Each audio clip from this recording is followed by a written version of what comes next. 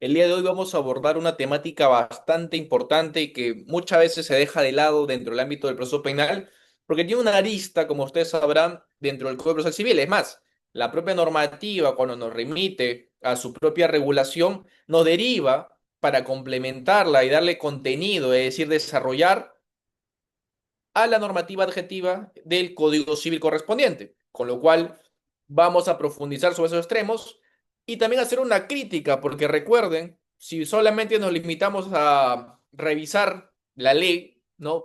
De mi punto de vista es clara y expresa. Lo que le vamos a dar acá es, a su vez, la ejecución, la plasmación en requerimientos, ya sea por la Procuraduría, ya sea por la Fiscalía o por el actor civil, correspondientemente en cada caso, para que ustedes puedan saber cómo es que funciona el sistema judicial peruano en este extrema sobre las medidas reales y obviamente puedan hacer a posteriori las preguntas correspondientes. No sin antes también adelantarles que vamos a tomar una pausa sobre la responsabilidad penal de la persona jurídica. ¿Por qué? Porque también vamos a analizar las medidas de coerción reales que se le van a imponer a la persona jurídica sobre el alcance de esta ley y lógicamente es importante que ustedes también lo conozcan el fundamento detrás del reproche penal de la persona jurídica para que comprendan por qué es que hay una medida cautelar de índole real que puede, en este caso, ejecutarse en su contra. ¿Ok? Para estos fines, he preparado, como corresponde, una presentación PowerPoint y quisiera, por favor, se me confirme si es que se logra apreciar del todo. Un momento, por favor. Ahora sí, si me permiten confirmar si es que se logra apreciar, por favor.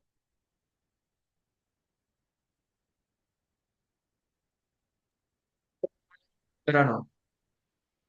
Se logra visualizar. Perfecto. Entonces, como estamos mencionándole, el día de hoy vamos a abordar las medidas de coerción personal y las personas jurídicas. Sobre el primer punto, ¿no? Sobre la primera hora de clases, vamos a abordar las medidas reales. ¿Y qué son estas? Básicamente, como lo podemos ver en pantalla, son requerimientos a partir de actos que se van a imponer, ¿ok? De consecuencias jurídicas económicas en relación a la eventual comisión de un delito que se viene investigando. Es decir, estas medidas cautelares, si lo quieren ver así, tienen como fin el de asegurar el resultado que se puede imponer a través de una sentencia, ¿no? Al responsable, hallado responsable penalmente, de algún tipo de comisión delictiva. Para eso, entonces, tendrá que existir un nexo causal entre la acción delictiva que está investigando el Ministerio Público y los daños irrogados a partir de esta acción que van a derivar en una consecuencia jurídica de llevar a cabo la reparación, entiéndase, la indemnización por daños y perjuicios a la persona que resulte en este caso como la parte agraviada. Ahora, entiéndase, una vez más, que van a haber presupuestos como cualquier medida cautelar, ya sea real, ya sea personal, tiene que existir dos presupuestos muy grandes o muy marcados. ¿Cuál es el primero? Que exista apariencia de buen derecho, ¿no? Que es procesal civil en los primeros ciclos de la universidad. ¿Y qué significa esto? Bueno, que haya fundamentos reales de que el ámbito delictivo, lógicamente, haya ocurrido y que se le pueda, sobre todo, imputar, que se le pueda individualizar objetivamente a la persona correspondiente de ese daño. Entiendas objetivamente no como la responsabilidad objetiva, porque eso está proscrita, sino más bien la responsabilidad concienzuda, razonable en términos jurídicos, para que la persona evidentemente se pueda hacer cargo de la misma. ¿Y por qué? Y acá viene el segundo presupuesto. ¿Por qué hay un peligro en la demora? ¿Y por qué, doctor, habría peligro en la demora?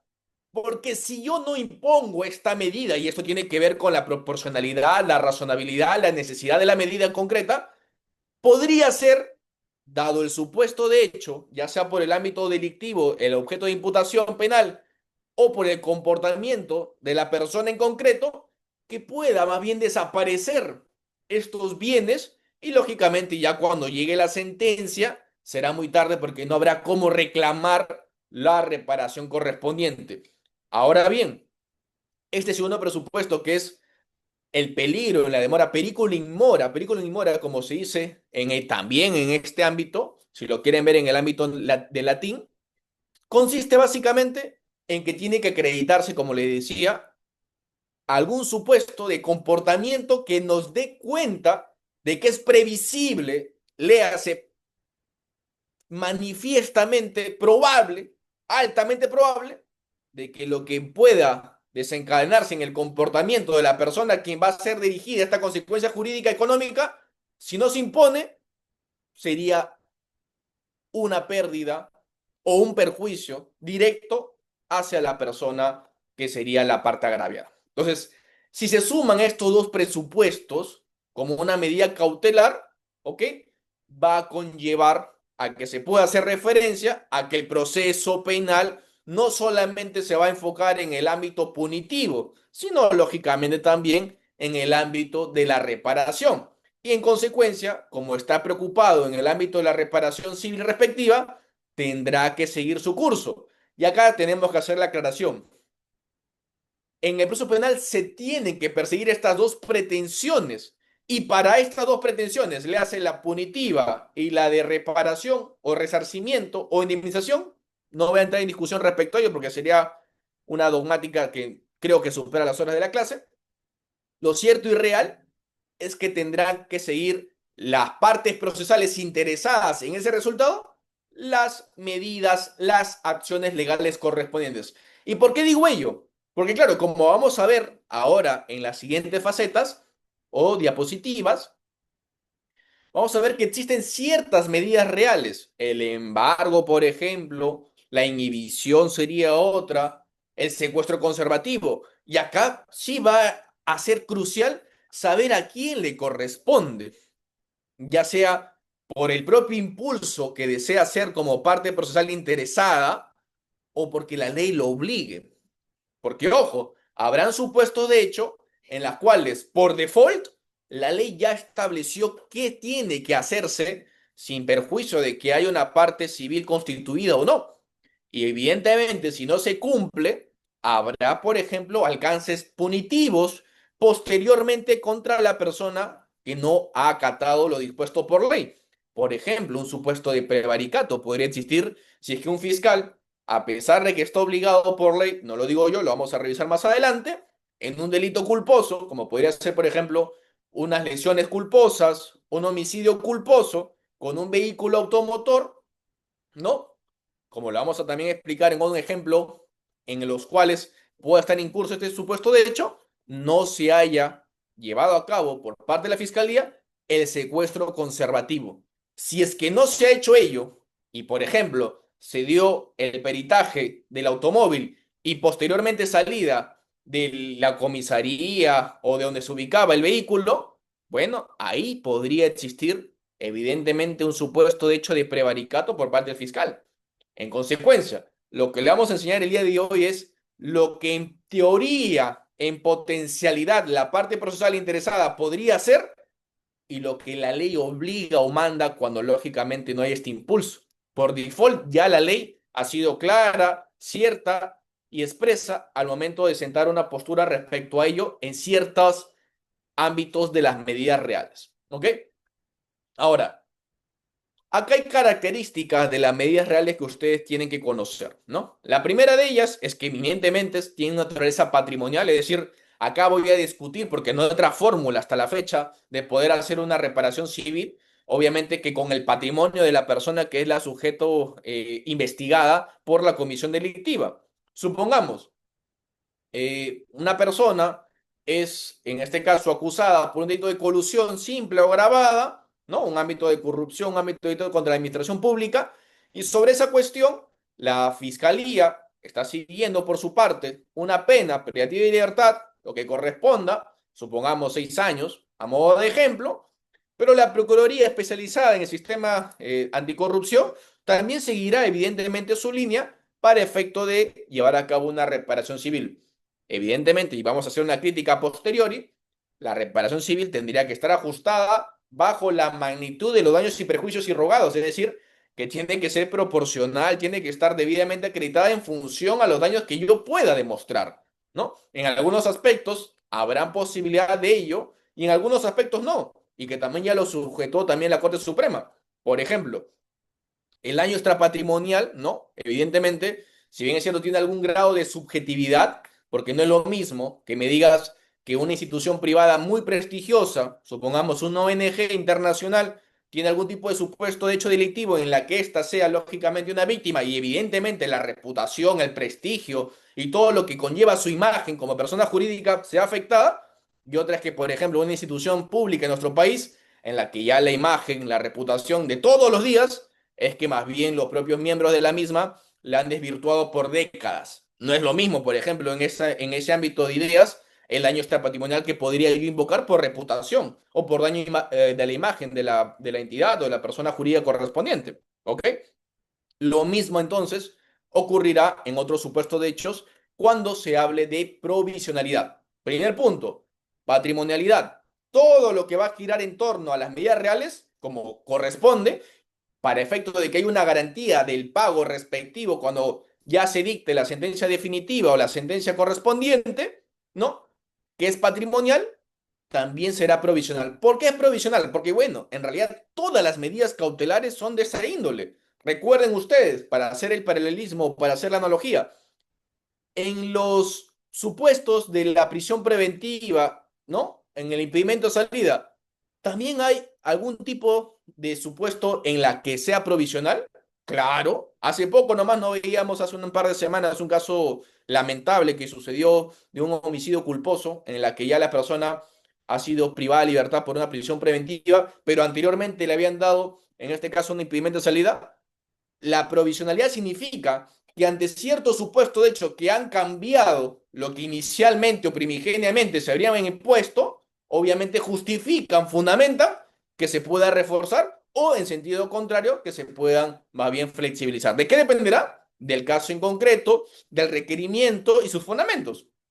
Pero potencialmente se indica que una naturaleza, lógicamente, de las medidas reales también lo es como cualquier otra medida cautelar que es provisional. Dependerá en todo caso de las consecuencias particulares del caso en concreto y de los requerimientos y fundamentos que pueda postular la parte interesada para que se le pueda declarar fundada en parte o en todo lo que se pueda obviamente alegar en audiencias correspondientes. ¿Ok?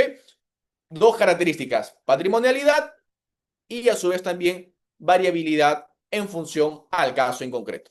Ahora, parte de las medidas reales que existen en el proceso penal peruano, vamos a estudiarlas una por una, al menos las que yo considero que son más relevantes en función a la proporción de episodios de casos en los cuales puedan ocurrir, es decir, de cuántos son los casos en los cuales mayoritariamente la Fiscalía, la Procuraduría utilizan las mismas para obviamente los efectos correspondientes. El primero de ellos, y creo que es el más emblemático, el más utilizado en realidad, es el embargo, ¿ok? ¿Y qué consiste el embargo? Antes de esto me olvidaba también de mencionarles, ¿no? El Código Procesal Penal nos habilita en el mismo capítulo sobre el embargo a que la parte interesada pueda solicitarle, evidentemente, al juez de investigación correspondiente, entiéndase el juez de investigación preparatoria, para que pueda ordenar una investigación sobre los bienes embargables de la persona que está siendo investigada. Y usted me dirán, doctor, pero eso no será más bien dejarle una alerta a la parte para que pueda hacer disposición y disfrute de sus bienes. En realidad yo diría, y esto es obviamente a título personal, que es todo lo contrario, porque estás dejando, por así decirlo, una evidencia, ¿no? De que los bienes que él tiene en ese momento, posteriormente han sido dispuestos. ¿Y por qué te interesaría ello? Porque como ustedes saben, nuestro Código Penal también sanciona a las personas que, estando investigadas y teniendo la obligación, evidentemente, de reparar los daños que corresponda, dispone de sus bienes para, obviamente, no hacerse cargo de su reparación civil. Es un delito que también podría invocarse en su oportunidad si ya tienes cómo demostrarlo. Y obviamente la oportunidad sería en primer momento, cuando tú le solicitas al juez que pueda hacerse una investigación preliminar, por así decirlo, en la que se determinen cuántos bienes tiene adscritos a su nombre la persona que está siendo investigada. Ese es el primer paso fundamental. Saber en registros públicos o eventualmente a nivel notarial o a nivel de posesión cuáles son los bienes que esta persona dispone. ¿Por qué? Porque posteriormente me va a importar saber cuáles son los bienes que puedo yo embargar. ¿Ok? Entonces, primer punto, para que se pueda saber o dejar claro, es siempre hacer una solicitud al juez de investigación preparatoria para que nos pueda hacer una investigación, y no nosotros, porque sería obviamente muy costoso para efectos de perseguir estos ámbitos de fines, y que se pueda conocer de antemano los bienes embargables de esa persona. ¿Ok? El segundo punto, entonces, será, una vez ya identificado los bienes, los derechos que yo pueda embargarle a la persona respectiva, que evidentemente tienen una significancia patrimonial, ¿ok? Pueda yo solicitarle al juez de investigación preparatoria, una vez más, la adopción de esta medida de embargo. Ahora, para esto, ¿no? Yo tengo que fundamentar, motivar, como lo indica el 303, numeral 1, los presupuestos legalmente exigidos para su adopción, y tengo que especificar el bien, el derecho invocado, lógicamente, y precisar el monto del embargo y obligatoriamente la forma de la medida que yo obviamente estoy invocando. ¿Ok? Todo esto, y acá lo pueden ver en pantalla también, siempre sujeto a lo que corresponda en función a lo establecido en el Código Procesal Civil. ¿Ok? Entonces, el primer presupuesto es básicamente yo saber el bien o el derecho embargable, pedírselo al juez de investigación preparatoria, motivar mi solicitud en estos dos presupuestos que van a justificar finalmente por qué se debe adoptar o no este embargo, el monto del embargo, lo que va a corresponderse, evidentemente, y la forma en que se va a tener que ejecutar esta medida. ¿Ok? Ahora, ¿por qué entonces sería importante si en el caso en concreto no se ha especificado ese numeral 1? Porque, por ejemplo, y esto ustedes lo van a discutir mucho en el litigio, muchas veces no se gana por un tema de fondo sobre una medida real como es el embargo o la inhibición, sino que más bien se gana por un tema de forma. ¿Y cómo así, doctor? Claro, no se cumplen los presupuestos del numeral 1 del 303.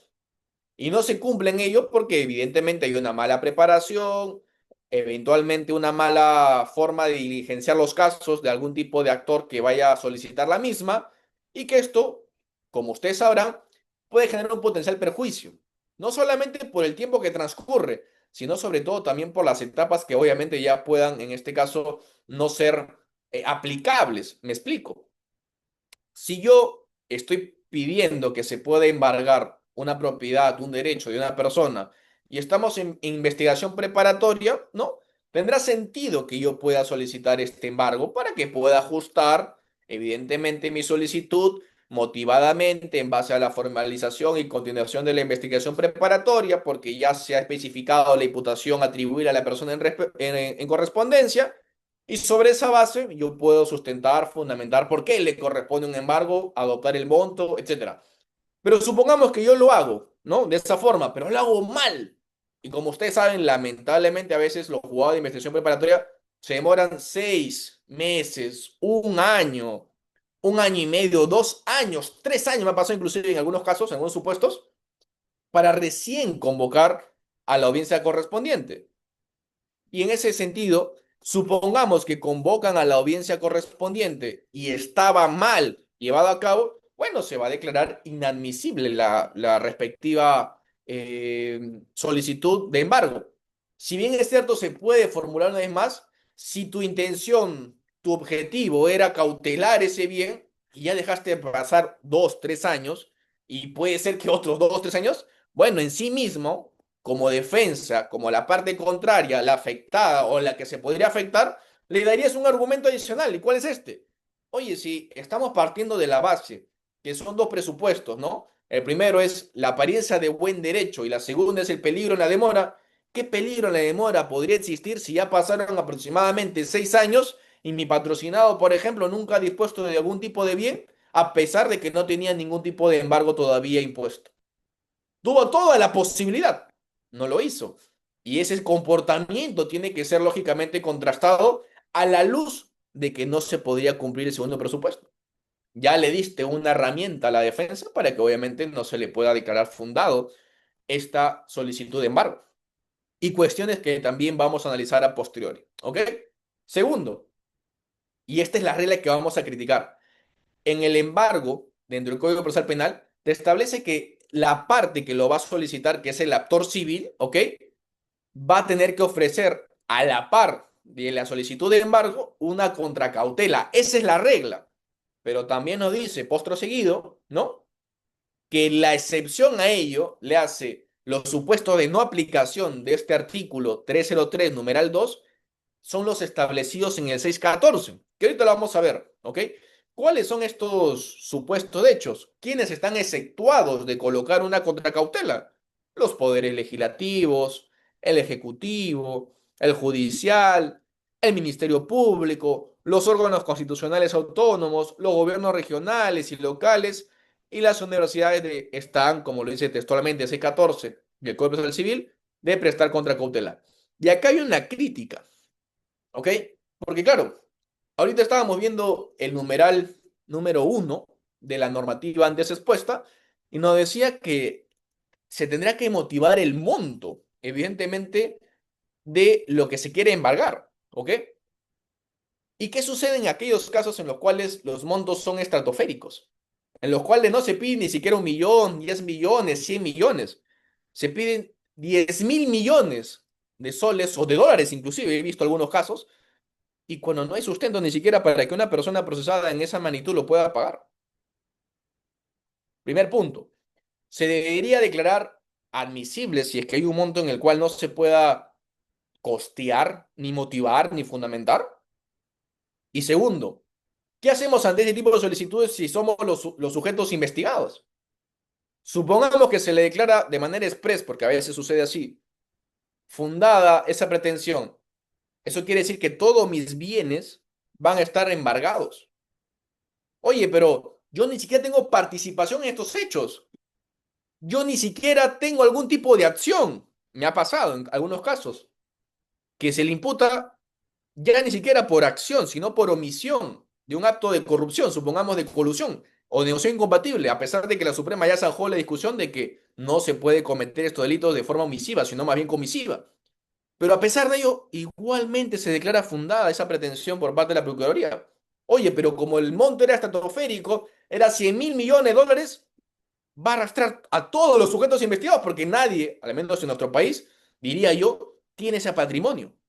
Con lo cual, si esto es así y se le declara fundada la Procuraduría, ¿tendrá algún tipo de explicación el 614 del Código Procesal Civil?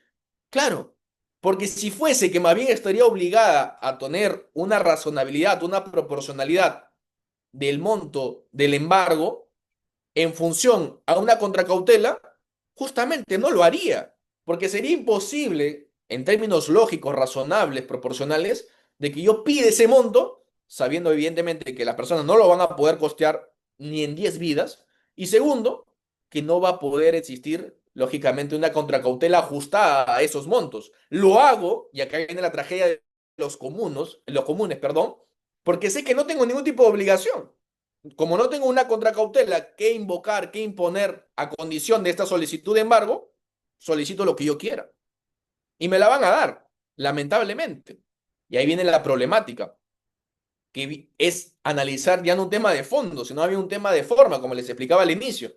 Y acá les coloco un ejemplo para que ustedes puedan entender esta magnitud de a veces cómo es que funciona, desde mi punto de vista, erróneamente la Administración de Justicia en estos extremos de solicitudes de embargo. ¿Qué sucede, no?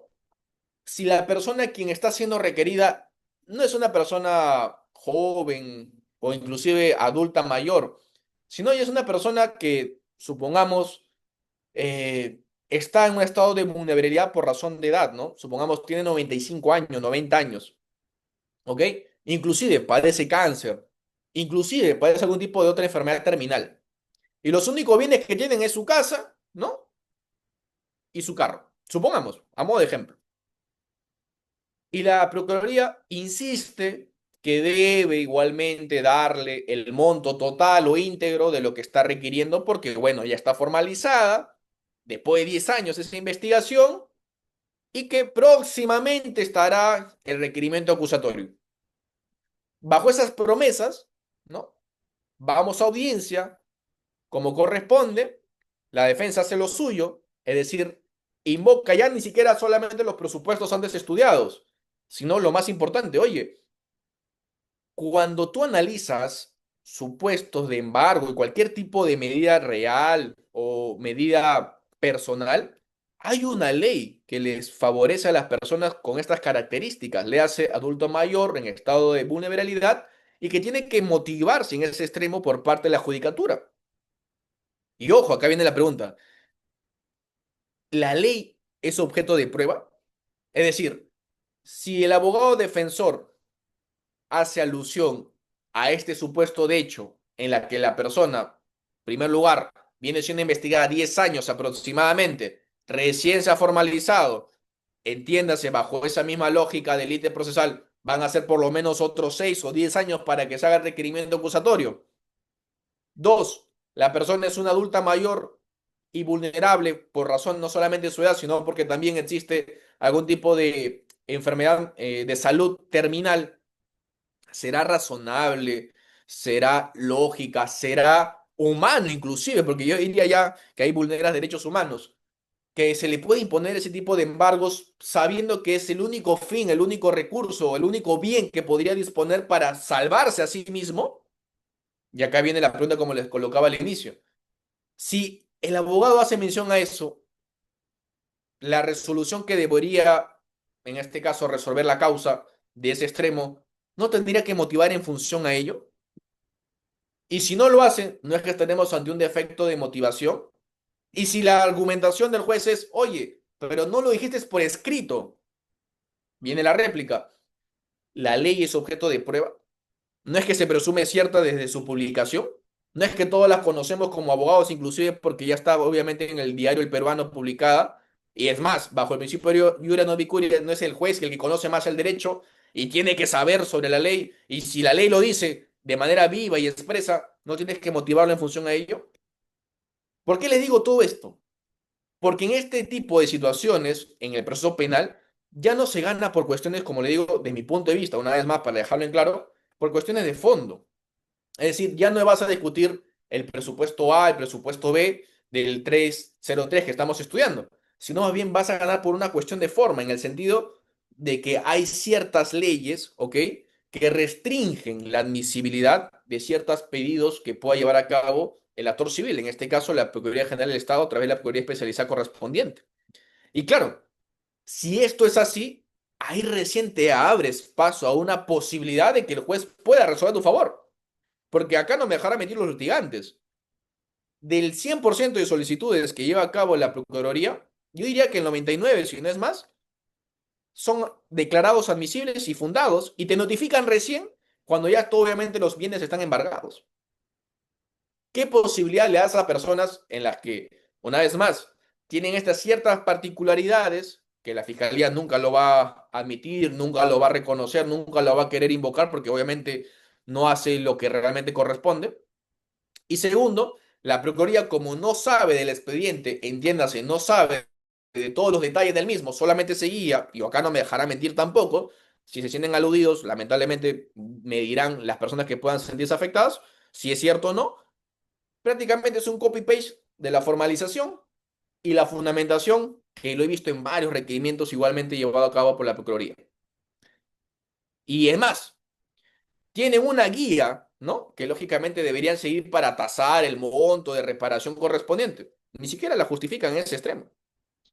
¿Y por qué le digo todo esto? Porque claro, si no tocamos en el ámbito del problema, cuando se lleva a cabo la praxis de esos artículos, bueno, todos pensaríamos, ¿no? Eventualmente, si es un ámbito únicamente académico, que estas son las reglas, que esto es claro, como le dije al inicio, es claro, es cierto, está totalmente transparente en el artículo correspondiente.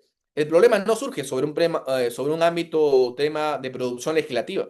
Desde mi punto de vista, creo que en casi gran parte de todo lo que viene a ser el proceso penal, las problemáticas existen a partir de la aplicación del derecho ya en la praxis judicial. Y obviamente estos fines académicos van a servir para ver cuáles son estos problemas y poder reinterpretarlos o generar un encauzamiento de estas problemáticas para que hayan soluciones razonables, hayan soluciones basadas en derecho y ley y justicia. Porque si no, lo que va a pasar es que nos vamos a acostumbrar a que se le dé siempre fundada estas pretensiones a la parte que lo solicita, en este caso, en delitos de corrupción de funcionarios, en delitos de lavado de activos, entiendas evidentemente la procuraduría correspondiente, y recién tendremos algún tipo de posibilidad, ¿no? De cuestionarlo en la apelación. Y claro, en la apelación, y ustedes acá los invito a ver Justicia TV, seguramente las audiencias correspondientes también que se han podido generar, la gran parte de ellas, ¿no? Se ganan por cuestiones formales. Sustanciales, muy pocas. Y claro, las formales, ¿de quién depende? De qué tan mal lo pueda hacer la otra parte, pero no es tanto el mérito de la persona que va a defender. Y ahí viene obviamente el problema. Si vamos a simplemente a ver qué tan mal va a hacer la otra parte para depender sobre eso la resolución, creo que estamos mal, obviamente, como operadores de justicia. Debería darse la razón a quien la tiene y en función a la motivación y la fundamentación del caso en concreto. Pero si no tenemos esto y nos hemos acostumbrado a trabajar sobre planchas, cuando hacemos un requerimiento y a la hora no sabemos ni siquiera explicar los fundamentos correspondientes que dan supuestamente fundadas nuestras pretensiones, y aún así ganamos los casos, entiéndase, se declara fundada nuestra pretensión, bueno, es que algo está fallando, ¿no? Y esa es la crítica que quería dejarles el día de hoy, y seguramente alguno de ustedes pueda sentir en igual sentido, en este caso, las preocupaciones que estoy compartiendo, o totalmente lo contrario. Precisamente estoy generando esta crítica o eventualmente esta opinión para que ustedes también puedan aperturar el debate sobre esa base y bueno, también compartirme sus experiencias eventualmente o seguramente también discrepar, que es totalmente válido, ojo. Pero bueno, voy a continuar. Me había detenido en ello solamente porque, claro, tiene cierta lógica que se pidan montos, ¿no? Despampanantes si es que estás excluido de una contracautel. Porque, por ejemplo, cualquier otro mortal que quiera pedir un embargo, supongamos de 10 millones de dólares, lo va a pensar dos veces porque tiene que pagar una contracautela, tiene que dejar un bien o un monto dinerario ajustado en proporción a ello. Si no lo tienes, ni modo, no vas a poder hacer esa solicitud porque te van a declarar de plano inadmisible. Pero si no la tienes, obviamente se explica por qué la praxis pides lo que quieres pedir para obviamente generar algún tipo de imposibilidad de que te la puedan negar y que, claro, las personas investigadas se vean afectadas. Muchas veces cuando injustamente están siendo inclusive procesadas. Le hace a algunos exmandatarios, le hace a algunos exministros que, claro, como lo explicó hace poco la Corte Suprema, no por el hecho de refrendar únicamente ya eres implicado de un delito. No, porque si no, ¿para qué eres ministro? ¿Para qué eres representante del Estado?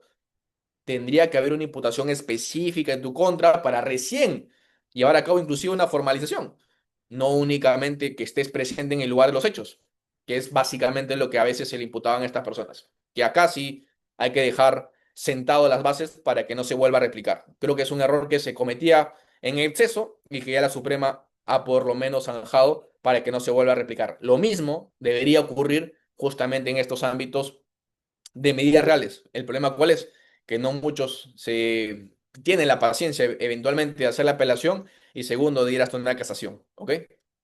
Continúo.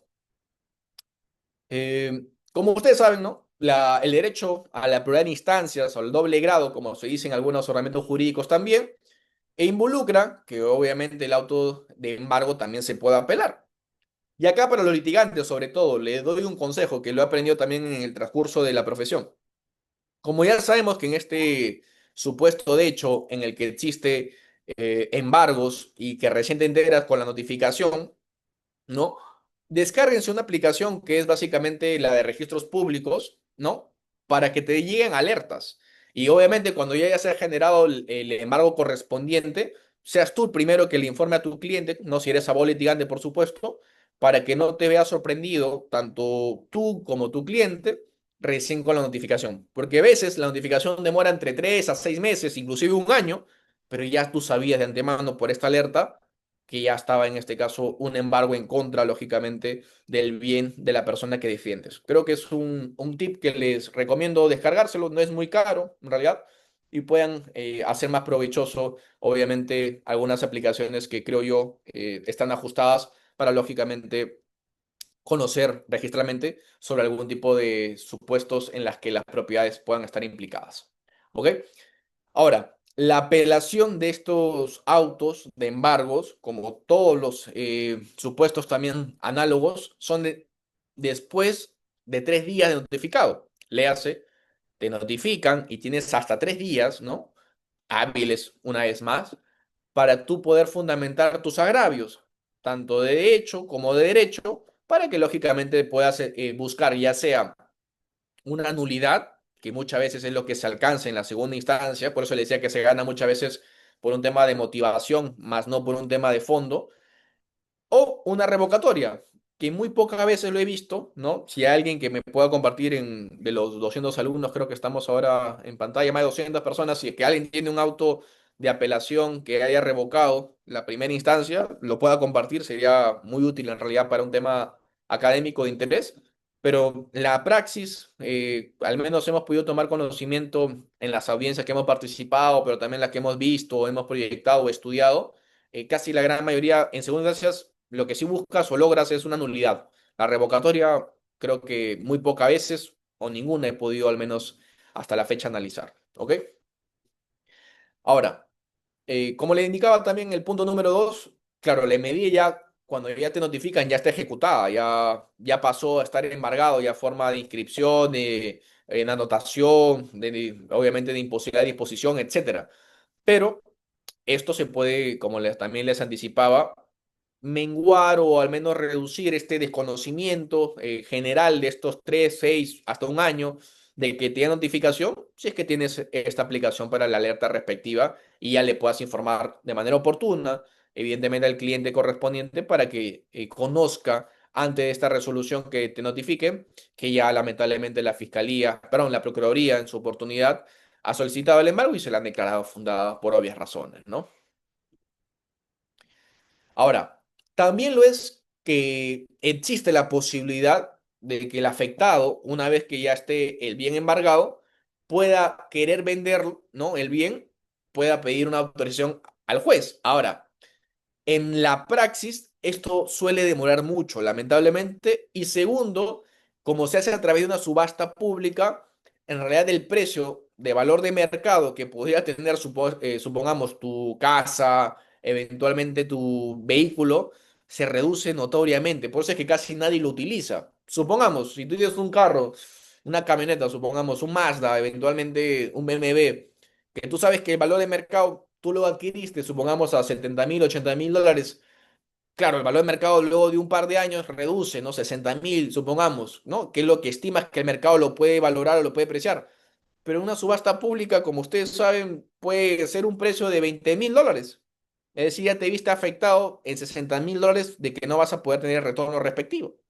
Con lo cual, no muchos obviamente acuden a esta vía porque sería verte doblemente afectado si es que eres una persona que nunca debía estar investigado, ¿no?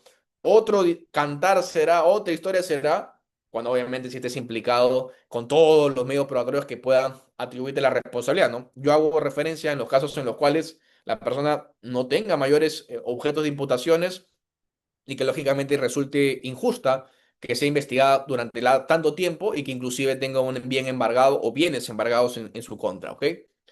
Ahora, ¿por qué es que se hace a través de una subasta pública? Para únicamente complementar la idea.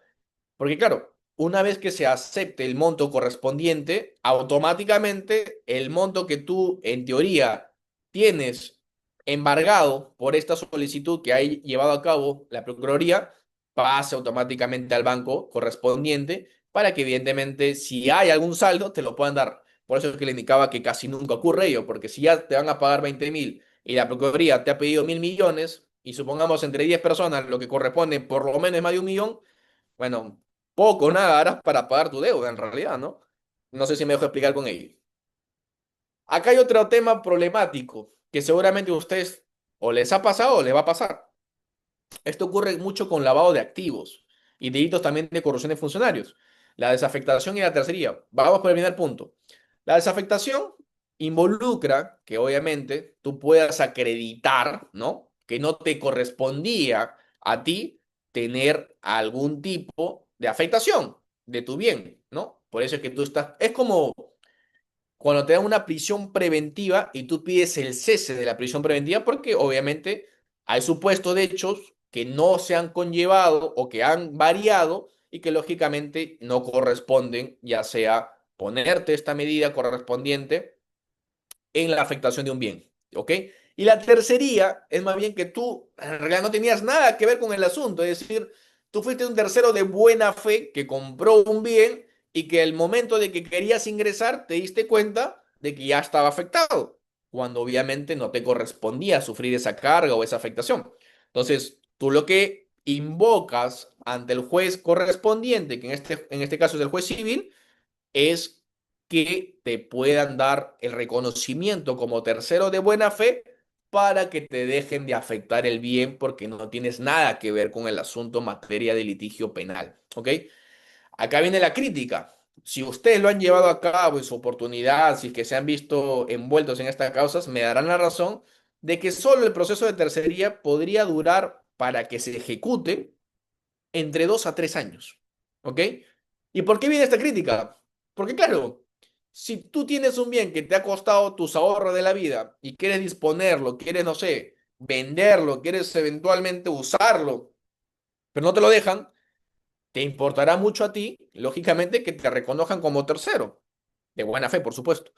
Y si no lo hacen, no porque no lo seas, sino porque aún reconociéndolo, no pueden desafectar porque se demoran en la carga procesal, entenderás que ya perdiste no solamente el valor de la propiedad como tal, sino inclusive tu oportunidad o tu pérdida de chance de poder hacer algo con el bien. Ahí es dos errores que comete muchas veces el Poder Judicial. Uno es la recarga y demora innecesaria desde el punto de vista en estos casos. Y dos, es la falta de notificación. Acá en el estudio nos pasó un tema muy interesante. Nos habían reconocido como terceros de buena fe y que por tanto ya se había reconocido nuestra tercería. Pero cuando queríamos solicitar la desafectación nos decían, oye, momento, momento, yo nunca te he afectado a ti porque tú nunca has sido dirigido como sujeto involucrado o investigado. Con lo cual, ¿para qué me vas a pedir la desafectación a mí si tú no estás afectado? Y ahí viene el tema de la falta de articulación de las propias solicitudes llevadas a cabo ante el juez de investigación preparatoria y el juez civil. Porque claro, tendría que haber una articulación para que ambos tengan la preocupación de que están afectando a una persona que no tiene nada que ver con el asunto penal.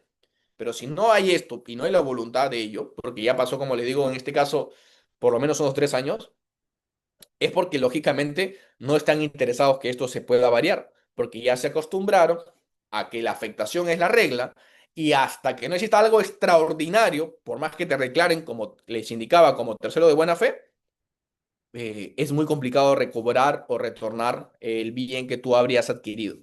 Ojo con las propiedades que ustedes puedan adquirir, no solamente por ello, sino por en general, por temas de lavado, por temas de corrupción.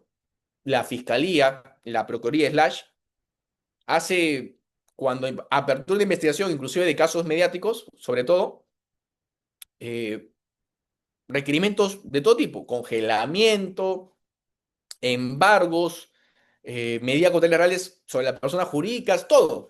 Oye, pero es una investigación.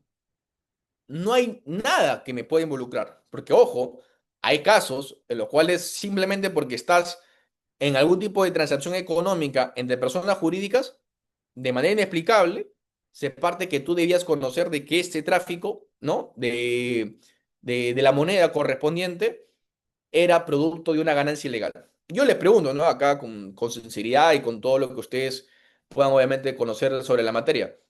Si yo soy un empresario que está llevando a cabo algún tipo de acción económica en el mercado, ¿no? Con una persona, otra persona jurídica, ¿tendría realmente que saber o conocer o presumir o dudar sobre la proveniencia de esos bienes o de esos activos? Yo diría que no, salvo que me den algún tipo de cuestión de la que yo podría dudar. Pero si no, ¿cómo sería factible, ¿no? Bajo esa lógica, que yo pueda estar inmerso en algún tipo de lavado de activos o en algún tipo de supuestos en la que podría ser afectado mis bienes? Yo diría que ninguno, más que la presión mediática, lamentablemente. Por eso le indicaba como consejo, y esto seguramente usted ya lo habrán escuchado anteriormente, tenga mucho cuidado con quienes hacen algún tipo de transacción económica, porque mañana más tarde, si se ve involucrado en un ámbito de corrupción, un ámbito de lavado, al primero que van también a congelar los bienes o al primero que van a afectar los bienes es al quien se ha podido llevar a cabo adelante alguno de ellos.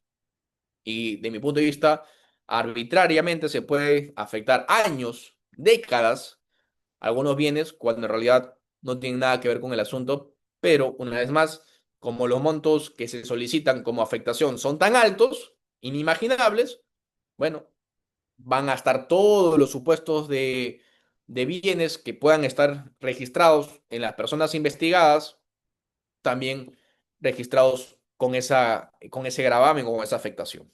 ¿Ok? El segundo presupuesto, o mejor dicho, otra medida cautelar real como segundo orden, podría ser la orden de inhibición, ¿no? Que esta es muy similar a la de embargo, ¿no?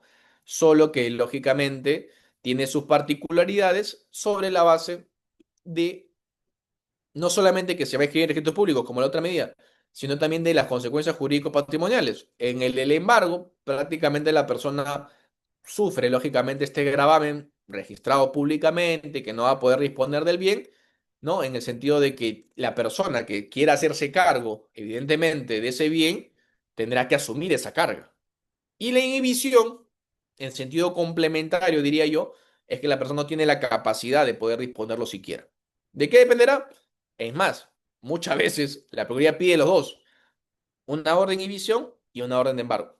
¿De qué depende? En realidad de lo que la Fiscalía, perdón, de la que la Procuraduría pueda solicitar. Como pide los dos, como regla general, se lo otorgan, tú ya no puedes disponer, no puedes tampoco generar cualquier tipo de movimiento sobre ese bien porque ya está afecto en ambas medidas. El tercer supuesto de medida cautelar real sería el secuestro conservativo. Y acá sí me voy a tomar algunos minutos porque si hay supuestos en los cuales la ley ya coloca específicamente cuándo es que la fiscalía debería actuar sin perjuicio de lo que pueda hacer o no la parte que se considere actor civil. Y acá me guío del 312, literal A, numeral 2, ¿no? En los casos de lesiones culposas u homicidio culposo, por ejemplo, el caso que veíamos también en pantallas hace un par de semanas, ¿no? Cometidos con el uso de vehículo motorizado de servicio de transporte público o privado, acá es textual, los acompaño a que puedan ver la diapositiva en todo caso, para que se puedan guiar de ello. El fiscal debe, no dice puede, dice debe solicitar al juez competente se trabe la medida cautelar de secuestro conservativo sobre el vehículo motorizado, salvo que la parte legitimada lo haya solicitado previamente. Y aquí hay que colocar un caso en particular para que ustedes puedan comprender a lo que hago referencia. A ver, muchas veces, ¿no? Y acá me dan razón los litigantes porque esto lo vemos cada fin de semana. Nos llaman para defender a una persona que ha manejado eventualmente y ha generado lesiones a alguna persona, ¿no? Y claro, quiere eventualmente reparar los daños, llevar a cabo un principio de oportunidad, que es válido, ojo, es una técnica de simplificación procesal, si las partes están de acuerdo, si obviamente se hace el pago correspondiente a la parte afectada, a la perjudicada o la agraviada, como ustedes lo quieran denominar, y sobre esa cuestión se invoca a la fiscalía para que se pueda abstener de la acción penal, porque evidentemente ya no tendría mayor mérito. ¿Eso lo faculta el Código Procesal Penal? ¿Es avalado? ¿Es legítimo? Sí. El problema, ¿cuándo ocurre? Cuando se trata del bien inmueble. ¿Ok? ¿Y por qué? Porque claro, si yo he llevado a cabo, ¿ok? Un acuerdo, ¿no? Notarial, supongamos, o conciliatorio con la parte contraria, ¿no? Sobre el extremo de la reparación civil, supongamos, en algún tipo de decisión que podamos tomar, el fiscal será el que tiene que, lógicamente, primero abstenerse de la acción penal para ver si es que la persona va a tener un supuesto de medida cautelar real o no. Me explico en otras palabras. Si yo, ¿no? Acuerdo con cualquier persona algún tipo de monto, ya sea conciliatorio, ya sea notaría, transacción extrajudicial, lo que fuese, acuerdo ese monto, ¿ok? Y lo pongo en conocimiento de la fiscalía, pero la fiscalía todavía no adopta ningún tipo de abstención de la acción penal, ¿no? La fiscalía, según la ley, está obligado igualmente a tener el secuestro conservativo y que lógicamente pueda proceder ello. ¿Para qué? Para cautelar el pronunciamiento de fondo. En este caso, supongamos, cuando se pueda llevar a cabo la abstención de la acción penal. Y por usted mirando todo, pero no es lo mismo prácticamente en la finalidad, no, porque como les indicaba una vez más, como la ley es clara, cierta y expresa, hay muchos casos de prevaricato iniciados en contra de fiscales porque evidentemente no cumplieron esta parte. Algunos de ustedes seguramente será asistente en función fiscal, fiscal adjunto, fiscal provincial, fiscal superior, lo que fuese, y me darán la razón. Si ustedes, en este caso, devuelven el vehículo, por así decirlo, porque solamente la parte agraviada le dijo, oye, por si acaso, ya tenemos la transacción extrajudicial, acá ya para mí finalizó todo, pero tú no has llevado a cabo el principio de oportunidad, no te has abstenido eventualmente del ejercicio de la acción penal y no obra un documento que obviamente respalde ello, pero a pesar de ello, ya llevaste a cabo la decisión de darle la propiedad, le hace el bien automotor a la persona que es el sujeto activo, y luego de eso recién hiciste la abstención de la acción penal, este factor de temporal de cambio de decisiones sí altera el producto. Podrías estar en curso, como les indicaba, en un delito de prevaricato, porque estarías abiertamente afectando lo que dice la ley de manera clara y cierta. Si bien es cierto, algunos casos se logran archivar preliminarmente, no quiere decir que no haya casos que sean sancionados penalmente con un juicio y a su vez también hayan pasado las demás fases procesales, formalización, etapa intermedia, etcétera. Eso lo digo como un consejo, si es que eventualmente, como le digo, está en el Ministerio Público, para que el abogado defensor de la parte agraviada, ¿no? Porque a veces inclusive el que hace la denuncia es la parte agraviada, a pesar de tener su acuerdo reparatorio, le hacen transacción extrajudicial o un acuerdo conciliatorio, hace la denuncia, porque claro, por así decirlo, de mala fe procesal, diría yo, en la praxis, te quiere hacer ver como que estás más bien beneficiando a la parte que es el sujeto activo. Yo sé que en la realidad no es así, pero objetivamente, documentalmente, nosotros somos abogados, lo que va a importar es eso. Y le vas a dar pie a la persona que pueda ser el fiscal que te investigue, como fiscal, por ejemplo, a que pueda iniciar una causa en contra de tu persona por prevaricato. Ojo, no lo digo simplemente por mi opinión. Actualmente se ven casos de esa naturaleza, inclusive hemos tomado conocimiento que otros fiscales han sido sancionados también por este ámbito, por estos supuestos hechos. Que sea la regla en su despacho, porque siempre se invoca eso. Esto es la regla, este es el funcionamiento de esta jurisdicción, en Lima Norte, en Lima Sur. Oye, eso puede ser lo que tú quieras denominarlo como tu costumbre, como tu forma de proceder. Pero el hecho que lo hayas hecho varias veces no significa que no haya sido en todas aquellas oportunidades un delito. Ojo con eso, porque finalmente lo que va a importar es el dolo, el análisis del dolo del tipo penal. Y obviamente, objetivamente, probatoriamente, si lo quiere ver así, sí entrarías a tallar en ese supuesto hecho. Después que en el caso en concreto se pueda demostrar que no hay ningún tipo de situación que pueda beneficiar a la parte del sujeto activo, es distinto. Pero corres un riesgo innecesario, como les digo una vez más, que podrían ustedes evitarse, si es que lógicamente, como el día de hoy me están escuchando en esta clase, y podrían aplicarlo también en sus vidas como litigantes o eventualmente como parte de su rol como Ministerio Público. ¿Ok? Ahora,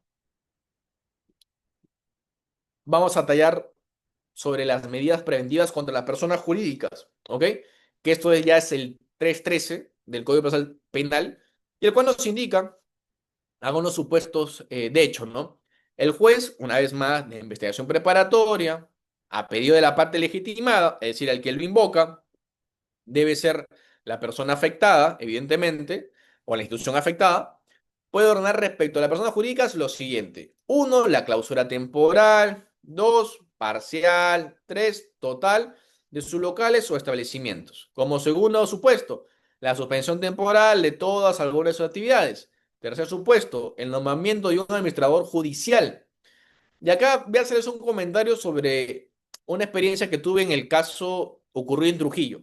Sucedía que una persona jurídica estaba investigada por lavado de activos por un delito de trata de personas, ¿ok? ¿Qué sucede?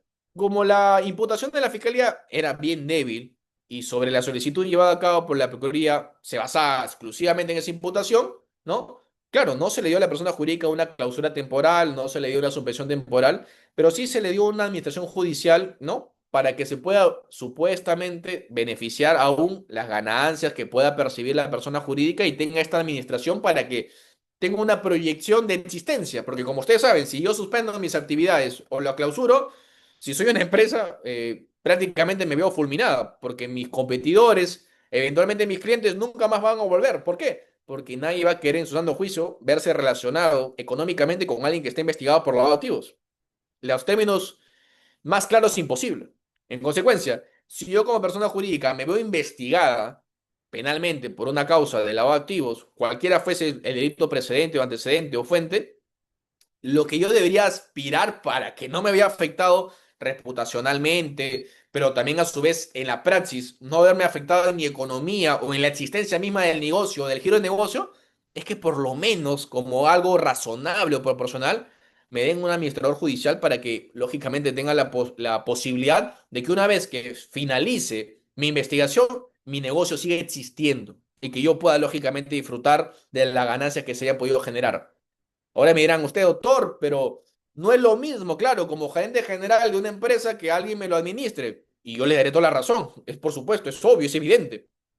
Pero prefiero que al menos siga existiendo el negocio y que cuando se pueda salir bien librada la empresa de esa investigación, siga existiendo, siga produciendo, pueda yo volver a reiterar las riendas de la misma, a que cuando llegue ya, por más que quiera, no se va a poder hacer. ¿Ok? Eso le dio a las personas o a los abogados, litigantes que defienden lógicamente personas jurídicas. Acá me darán toda la razón. Es preferible esta medida que es menos invasiva a que se ponga una clausura temporal o una clausura total o parcial. ¿Ok?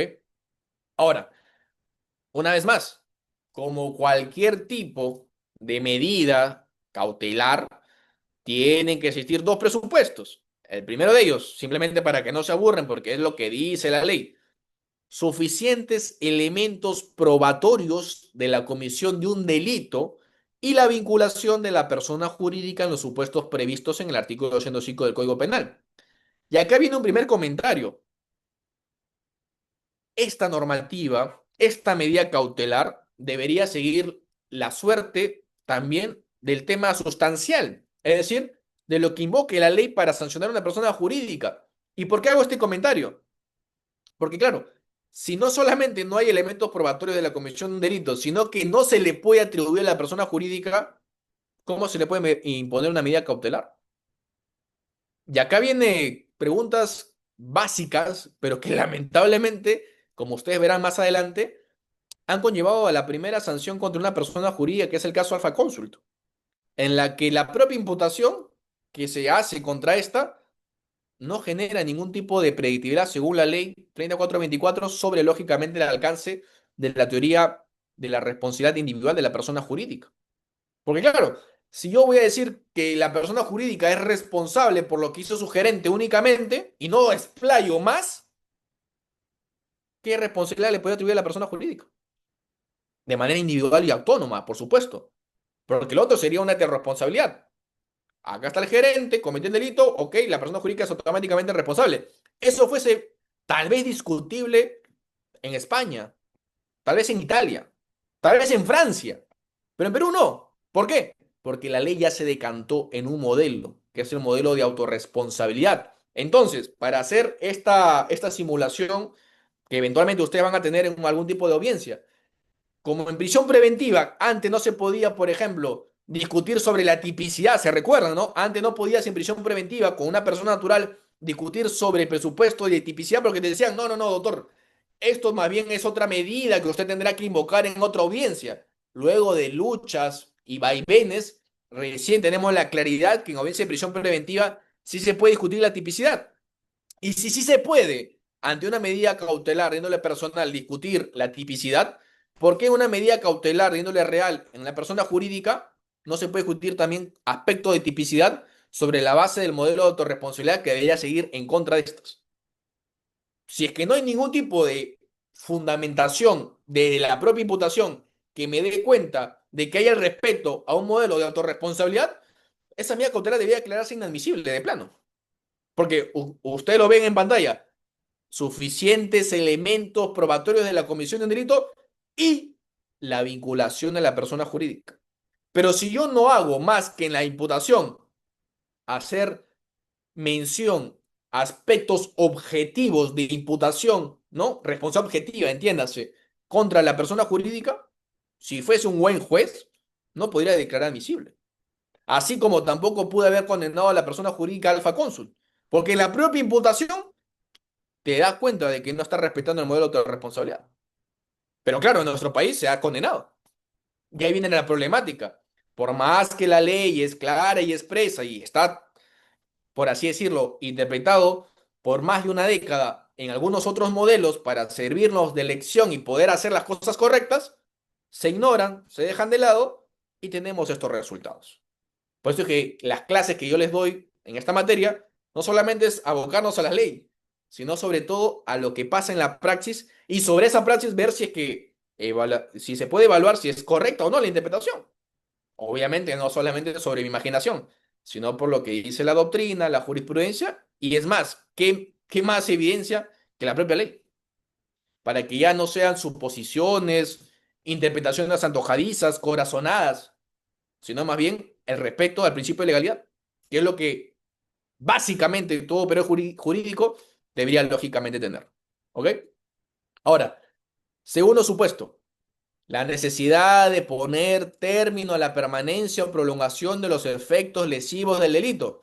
Peligro concreto de que a través de la persona jurídica se obstaculizará la averiguación de la verdad o se cometerán delitos de la misma clase de aquel por el que se puede proceder. Y acá viene una pregunta. ¿Qué pasa si la empresa tiene un modelo de cumplimiento que todavía no se ha podido analizar por la SMV sobre la base de su eficiencia o eficacia? ¿Podré yo generar algún tipo de solicitud de medida preventiva cumpliendo este segundo presupuesto? La respuesta es que no. La ley claramente indica inclusive que para efecto de formalizar esa investigación tiene que tener un informe analizado previamente del SMV en la que determine que ese modelo de cumplimiento no es efectivo, no es eficaz y los alcances, evidentemente, que expliquen ello. Oye, si ni siquiera tengo esto, ¿no? No tengo esto, ¿puedo llevar a cabo algún tipo de medida en la que me determine que la persona jurídica igualmente puede incurrir en delitos? ¿Cómo? ¿Porque simplemente está siendo investigada por ese delito? ¿Por la gravedad del delito? Creo que lo mismo que pregonamos en el ámbito de la prisión preventiva, que se ha indicado claramente ya después de casi 2 décadas, ¿no? La Corte Mexicana de Derechos Humanos, el Tribunal Europeo de Derechos Humanos, ha sido específica en decir la sola gravedad del delito y su pena no pueden suponer evidentemente una medida coercitiva de carácter personal. Sería absurdo. Lo mismo tendría que pasar en este supuesto de hecho. La sola gravedad no podría darte fundados elementos para que tú puedas señalar en audiencia como un requerimiento que la empresa va a cometer delito nuevamente o puede obstaculizar a la verdad. Tendría que existir medios que puedan demostrarlo. Y la única manera de poder decir con total probabilidad al menos de veracidad, porque ni siquiera es certeza, pero sí veracidad, es, ok, tengo un informe que me diga que su programa de cumplimiento no es efectivo o no es eficaz. Sin eso, ¿cómo podríamos defender una posición, una pretensión de que se le pueda imponer una suspensión temporal, una clausura temporal, un nombramiento de un ámbito judicial? No se podría. Una vez más, vuelvo e insisto, lamentablemente a la fecha igualmente sigue ocurriendo ello. Por un tema de desconocimiento, por un tema de mal ejercicio, de mala praxis. Porque claro, como hay una persona jurídica detrás, se parte del hecho haciendo el análisis civil de que tendría que pagar, lógicamente, los daños de la empresa. Y acá nadie se niega a eso, ojo, ¿ah? Las consecuencias accesorias es una cosa, por supuesto que sí. Pero si estamos hablando de responsabilidad penal de la persona jurídica y las medidas que podrían irrogarse sobre la base de esa ley, acá hay que sí que marcar lógicamente una distancia. hay que marcar una distancia, ojo, porque no tendría que ser evidentemente lo mismo. ¿Ok? Ahora, para que ustedes también puedan conocer esto, ¿no? El tema de la responsabilidad penal de persona jurídica, ¿ok? Vamos a entrar a tallar sobre los alcances y orígenes también de esta búsqueda, al menos internacional, para que se pueda fundamentar esta responsabilidad penal de personas jurídicas. Porque como le digo, nadie se opone a las consecuencias accesorias. Cuando corresponde, por supuesto, ¿por qué no? Porque sigue otra lógica, ¿ok?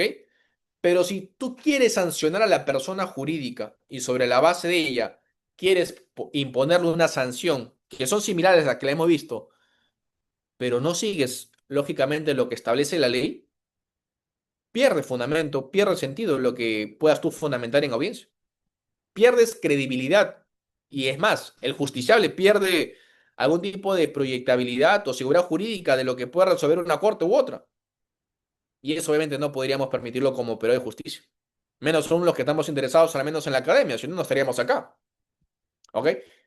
¿Cómo es que nace la preocupación internacional en poder sancionar a las personas jurídicas? Bueno, porque se dieron cuenta a nivel internacional de que las personas jurídicas son unos entes de construcción abstracta que podrían fulminar la economía si quisieran.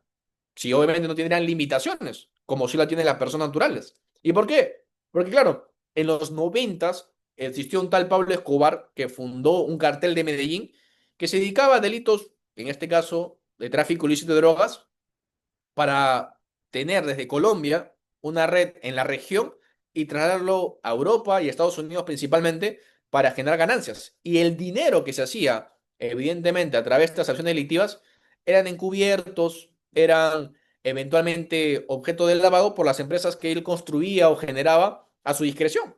Se creaban empresas de taxis de dos personas, de dos taxistas, y facturaban medio millón, 1 millón, 2 millones, 10 millones. Creaban un puesto de restaurante en el que nadie iba y generaban 20 millones, 30 millones, porque obviamente el dinero era lo que sobraba en ese momento. Entonces, los estados se dieron cuenta, a través de la Convención de Palermo, donde se plasmó, que sí tienen la voluntad política de frenar el crimen organizado y sobre todo la delincuencia transnacional, en la cual están inmersas las personas jurídicas, lamentablemente. Y acá dicen, concretamente, en el artículo 10 de esta convención del año 2000, que los estados partes quedan facultados a poder determinar si es que la responsabilidad de la persona jurídica es penal, civil o administrativa. Eso le corresponde a cada estado. En el nuestro, si bien es cierto, para simplemente superar esta cuestión, se ha colocado en la ley que es la responsabilidad administrativa de la persona jurídica por las implicancias de la propia regulación. Se conoce, y creo que ya es pacífica la fecha, que es una responsabilidad penal de la persona jurídica como tal. ¿Ok? Con lo cual, no hay mayor problemática. ¿Dónde empiezan a surgir los problemas o las cuestiones problemáticas sobre la responsabilidad penal de la persona jurídica? En realidad, sobre esta preocupación del Estado peruano en ser parte de este organismo supranacional que es la OCDE. Ustedes recordarán, en el año 2016 era una meta formar parte a nivel Latinoamérica de esta organización. Y para efecto de, obviamente, ser parte de la misma, te pedían ciertos estándares, siendo que uno de ellos era que se pueda legislar sobre la materia de responsabilidad penal de la persona jurídica. ¿Y por qué esto tiene cierto sentido? Porque claro, nunca fue intención del legislador realmente. Era, por así decirlo, el acceso a un club privilegiado que para efecto de ingresar te pedían esto como requisito. Pero tú no tenías la voluntad de legislar al respecto. ¿Y por qué esto tiene consecuencias a la fecha? Porque si nunca tuviste esta voluntad real, entiéndase que no tienes la voluntad de poder sancionarlas, o al menos no sancionarlas cuando realmente corresponde. Y obviamente esto explica malas interpretaciones a la fecha por parte de los jueces que están llamados a poder resolver estas controversias. ¿Ok? Esto dista obviamente mucho de la experiencia comparada, por ejemplo, en España. ¿Por qué? Porque esto se llevó a cabo, ¿no? Eventualmente una discusión en los años 2000, léase hace 26 años. En nuestro país recién en el año 2018, 2016, 2018, es que recién se interesa el Estado peruano en formar parte. Es decir, nos llevan por lo menos casi 2 décadas sobre esta materia, en doctrina, en jurisprudencia, etcétera. Y claro, ¿cuál es el fundamento detrás del reproche penal de la persona jurídica? No es otro que el defecto de organización estructural o empresarial. ¿Qué quiere decir esto? Oye, yo soy consciente que mi empresa genera riesgos. Es más, por ejemplo, si yo manejo un vehículo, ¿no? Para no desviarnos tanto de la atención de delitos cometidos por personas naturales, si yo manejo un vehículo, yo sé que estoy aumentando el riesgo, ¿cierto? Porque es un vehículo automotor, puede lesionar, puede causar la muerte, por supuesto que sí. ¿Y cómo es que yo puedo prevenir que no ocurra ello? ¿Cómo es que yo puedo que estos riesgos se mantengan dentro de mi capacidad de reacción? Bueno, bajo ciertas limitaciones. Doctor, ¿cuáles son estas ciertas limitaciones? Lo que hemos generado como sociedad. El Reglamento Nacional de Tránsito, por ejemplo. Ahí está detallado cuáles son los límites para que yo no me pueda salir de este riesgo socialmente permitido y mantenerlo bajo esos cauces. ¿Qué pasa si me salgo? Lo incrementaste. ¿Y qué sucede si que hay una consecuencia? Seré responsable. Lo mismo ocurrirá en las personas jurídicas. Las personas jurídicas en sí mismas son correctas para efecto de canalizar la economía, para generar mayor financiamiento, mayor credibilidad en algún tipo de mercado, algún tipo de negocio. Es más, nos da la posibilidad de inclusive ser transnacionales. Todo eso es excelente, socialmente es bien recibido. ¿Cuándo empiezan los problemas?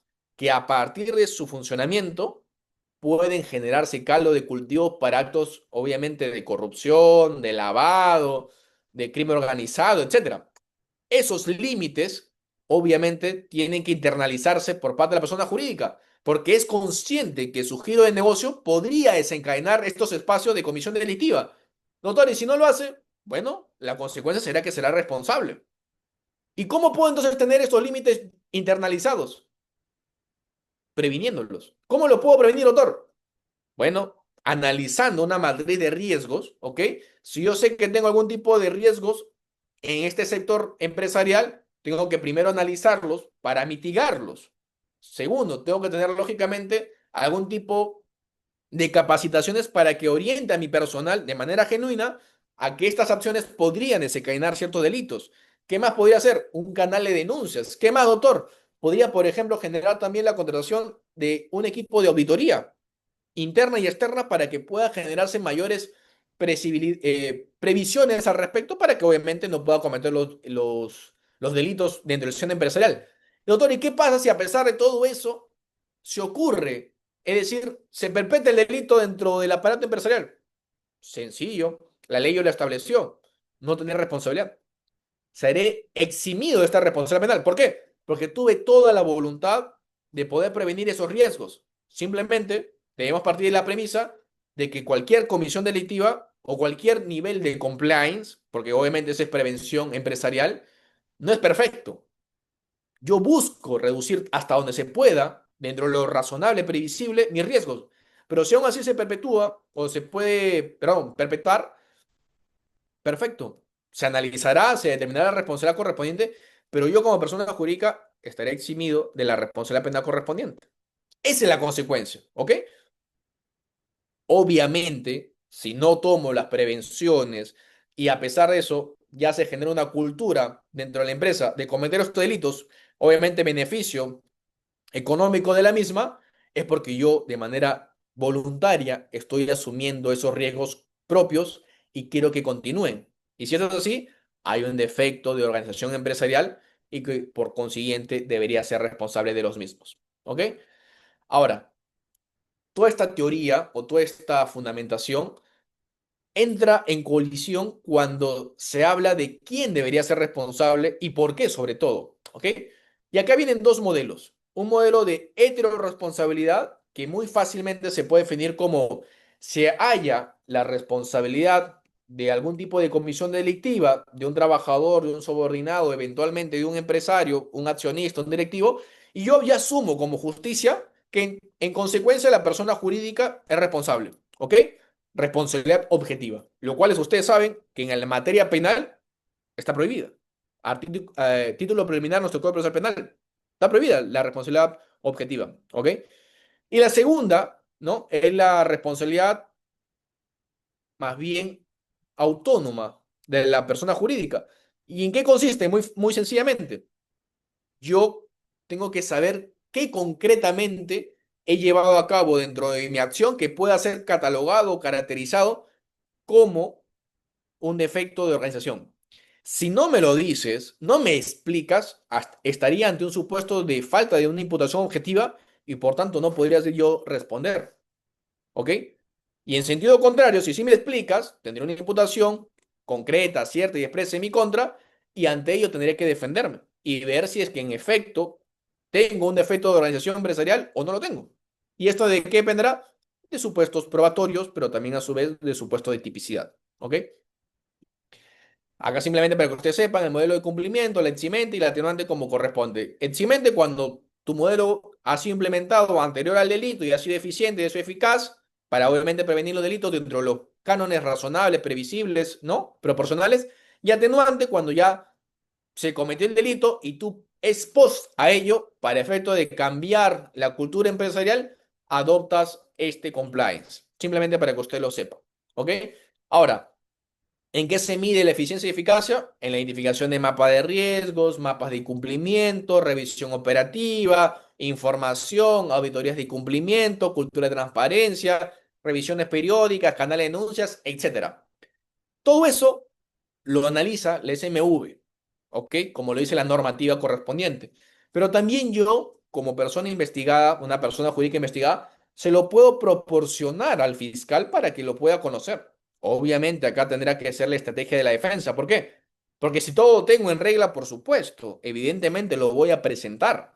Pero supongamos que en alguno de esos aspectos no esté todo elucubrado o acabado, podría dar pie a que la fiscalía pueda sujetarse a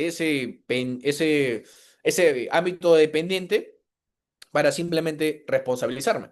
Y por eso le digo que dependerá mucho de la estrategia de la defensa particular. Ahora, ¿por qué va a importar sobremanera la defensa de la estrategia de la persona que vas a defender? Porque en realidad, como ustedes saben, al igual que la persona natural no tiene que demostrar su inocencia, sino más bien la fiscalía es la que tiene que demostrar su culpabilidad, la misma regla aplica en la persona jurídica. Si yo, por así decirlo, no presento voluntariamente mi compliance por X y Z razones, pero tú como fiscalía nunca me la requieres, nunca haces ningún tipo de tus facultades o competencias para poder obtenerla, y simplemente te conformas con ello, darás cuenta de que acá no hay una inoperancia de la defensa, sino más bien es todo calculado o proyectado en el sentido de que tú aún teniendo todas las facultades y competencias no lo hiciste, no has acreditado mi responsabilidad penal. Te confiaste, te fiaste o no tuviste una buena capacitación, que es distinto, pero no has demostrado mi responsabilidad penal. Esto, ¿por qué es tan importante de mencionar?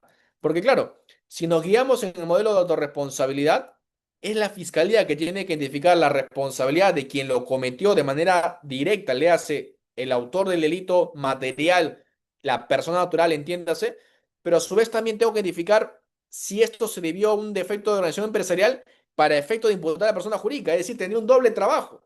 Pero si solamente me conformo con lo primero y no con lo segundo, estaré perfectamente ante una ausencia de tipicidad. Y por consiguiente, podría ganar el caso perfectamente. ¿Y acá por qué les indico ello?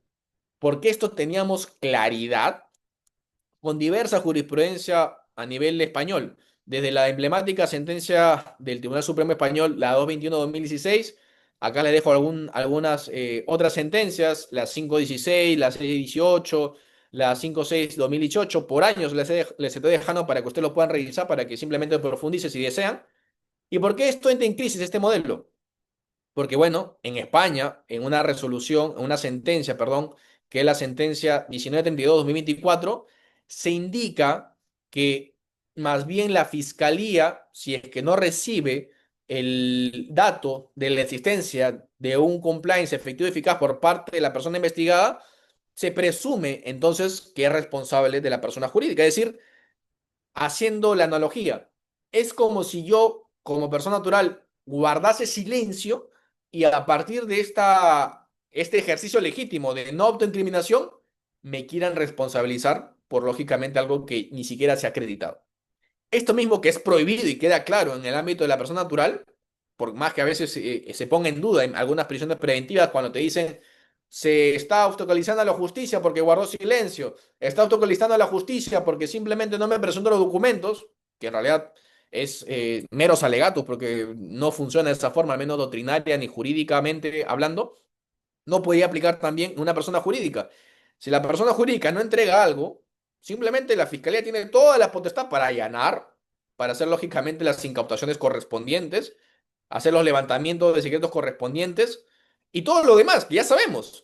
Pero si no lo hace y se confía y va con eso, con una acusación y espera una condena, diría yo que ahí está partiendo mal.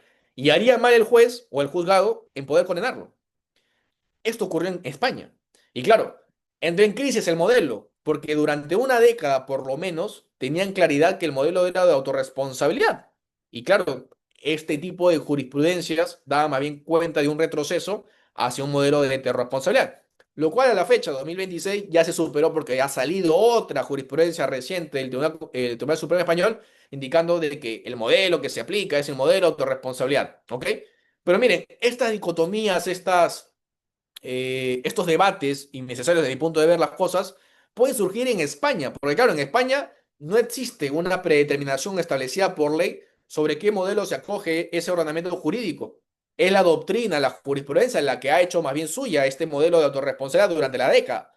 Pero en Perú sí existe un modelo. Y ese modelo establece expresamente, literalmente, que la responsabilidad dentro del marco de la persona jurídica es autónoma. En consecuencia, esa lógica, ese razonamiento en nuestro país podría ser, por ejemplo, prevaricato. Y acá viene la problemática. Si esto lo tenemos clarísimo, o deberíamos tenerlo todos claros, porque en el caso, ¿no?, de Alfa Cónsul, por más que la imputación se direcciona únicamente a lo que cometió el gerente general, accionista mayoritario, eventualmente el que tenía el sartén por el mango, la persona jurídica, como se dice, que hacía y deshacía de la persona jurídica, y todo se le atribuye a ella, entonces, ¿cómo podemos indicar de que hay una responsabilidad de la persona jurídica? Y acá me guío en las palabras de mi maestro, ¿no? ¿Se puede realmente criminalizar a una empresa que no tiene la capacidad ni libre voluntad de poder determinarse a sí misma? Es decir, supongamos, si estamos ante una SAC, una empresa que se forma por dos o tres personas, pero el 99% del accionariado lo tiene una sola persona y el otro para simplemente cumplir la formalidad, ¿no? Como muchas veces se hace en el Perú. Pero luego, como fiscalía, cuando veo que se han cometido delitos, evidentemente en el seno empresarial, y detecto a la persona que ha cometido, que eventualmente es el gerente, el accionista, etcétera, digo, ok, aquí hay un delito, imputo a esta persona, pero también me arriesgo a imputarle a la persona jurídica como parte de esta responsabilidad penal autónoma, en teoría, bajo la ley 3424. ¿Dónde vienen los problemas? En la práctica doméstica. Oye, si tú mismo me estás diciendo de que el accionariado mayoritario y el que hacía y deshacía en la persona jurídica era una persona natural única, ¿cómo podríamos tener que la persona jurídica más bien fue parte de algún tipo de acción delictiva voluntaria e independiente de esa persona natural? Sería imposible jurídicamente hablando. Más bien tú estarías reconociendo que está instrumentalizada. Es más, en el caso Alfa Cónsul, yo les invito a leer la sentencia y la acusación. La propia fiscalía indica que está instrumentalizada. Y si está instrumentalizada por el amor de Dios, ¿cómo la persona jurídica podría responder de manera autónoma? Es un imposible, es una contradicción interna en el razonamiento de la fiscalía. Y claro, uno que ya está nutrido en esta información y que es más, lo puede abiertamente revisar en más de una década de jurisprudencia en España, en Francia, en Italia, inclusive acá también en Chile, tendría claro que eso sería un error manifiesto, que el caso debería declararse absuelto a favor de la persona jurídica. Pero ¿qué pasó en el caso de Alfa Coso en nuestro país? Siendo el primer caso de una persona jurídica investigada, eventualmente procesada y llevada a juicio, fue condenada. Y ahí viene una vez más la crítica que le hago del inicio. Una cosa es lo que dice la ley, la doctrina, la jurisprudencia, lo que tanto nos desgastamos en este tipo de sesiones para poder dejar claro el mensaje, y otra cosa es lo que se resuelve. Porque no tiene algún tipo de aparejamiento. Es totalmente distorsionado una versión, ¿no?, de lo que debe ser con lo que es. Y claro, en este caso en particular, el mensaje es erróneo porque se está indicando que cualquier solicitud que pueda hacer la fiscalía sobre una imputación bajo esta ley a una persona jurídica va a ser lógicamente una condena. Porque si este caso es el que ya se ha estudiado hace más de una década y ya todos tenemos a nivel internacional claro de que en este supuesto de hecho es imposible sancionar a la persona jurídica por una cuestión dogmática o procesal por lo menos, en nuestro país, teniendo esta experiencia comparada de una década, nos hemos hecho de la vista gorda y no hemos querido revisarla, ya sea de manera adrede o más grave aún, no queriendo revisarla por un tema de desconocimiento puro y duro, tenemos ese tipo de resultados. Y como le decía, si estamos hablando de que ni siquiera se podía sancionar penalmente a la persona jurídica, y si no se le podía condenar, mucho menos se le podía colocar medidas cautelares de índole real. Algo tan básico como ello. Lo principal no puede estar aparejado, no puede estar alejado, perdón, de lo que pueda seguirse en las carpetas, los expedientes o en las carpetas auxiliares. Principio básico procesal. Pero bueno, en nuestro país, si se puede lo más, yo diría que también se puede lo menos, lamentablemente. Y esa lógica es la que persiguen nuestros jueces. Porque si dicen, ¿no? Y lo he escuchado, acá ustedes tampoco me dejarán mentir. Yo he escuchado cuando he estado en audiencias, muchas veces, cuando yo pedía o hacía solicitudes como abogado defensor, doctor, pero eso está prohibido por ley, eso está prohibido, proscrito. Cualquier cuestión que ustedes se puedan imaginar. Pero doctor, si la Suprema lo permite, ¿por qué yo no podría permitir? Ese tipo de respuestas podrían ser fundadas en derecho, deberían estar debidamente motivadas, aceptadas en nuestro vaivén jurídico. Yo diría que respetuosamente no. Solo que nos hemos acostumbrado a que las malas praxis, porque tienen cierto grado de recibimiento por un sector de la población y nadie se critica o nadie le importa criticar ese aspecto o nadie alza la voz respecto a ello, se toleran, se permiten y se vuelven inclusive fuente de derecho. Lo he escuchado, no es mi posición. Lo he escuchado de algunos malos operadores jurídicos indicarlo en audiencia, cuando en verdad debería ser todo lo contrario porque representan obviamente la justicia en nuestro país. Bueno, sin perjuicio de ello y para que no se me vaya el tiempo, porque ya está acabando, en este caso Alfa Cónsul, para que tenga sentido todo lo que he dicho de esto, no es que se esté en contra de la aplicación de normas que puedan sancionarla eventualmente, pero no es la manera correcta aplicarlo bajo la ley o los alcances de la ley 3424. Si no, lo correcto hubiera sido, evidentemente, aplicar las consecuencias accesorias, que es lo que todos, en principio, deberíamos conocer.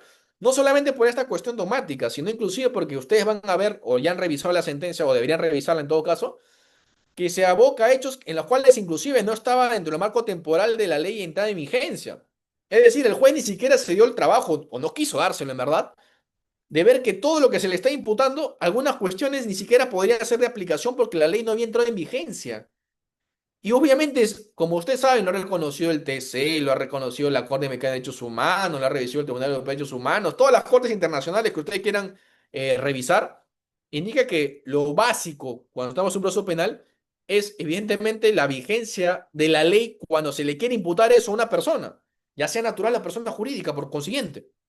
Y si no se ha respetado ni siquiera eso, bueno, diría yo que hay una sentencia totalmente no ajustada a ley, ni derecho, ni motivada, por supuesto, y que si bien es cierto, está en una vía de recurso de apelación y debería declararse fundada, en realidad, valgan las precisiones, no nos sorprenda que sea igualmente confirmada y que recién, a duras penas, luego de 3, 4 años más, recién la Suprema pueda corregir estos errores.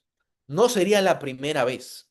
Y eso es lo triste, lamentable, porque un caso que pudo haber sido la guía, la pauta para que se pueda tener una jurisprudencia, la primera, para ser exactos, del Perú, y genera precedentes para resolver las demás que están en trámite, bueno, le dejamos el terreno fértil muy amplio a la fiscalía para que tenga sentencias, en este caso condenatorias, de manera totalmente errónea.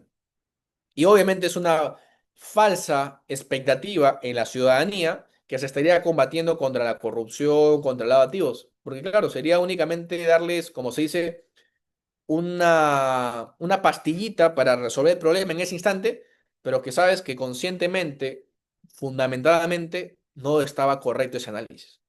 Y obviamente nosotros, como operadores de justicia, abogados litigantes, no sé, fiscalía eventualmente que me estarán escuchando o magistrados de la judicatura que también me estén oyendo, podrían coincidir en esto.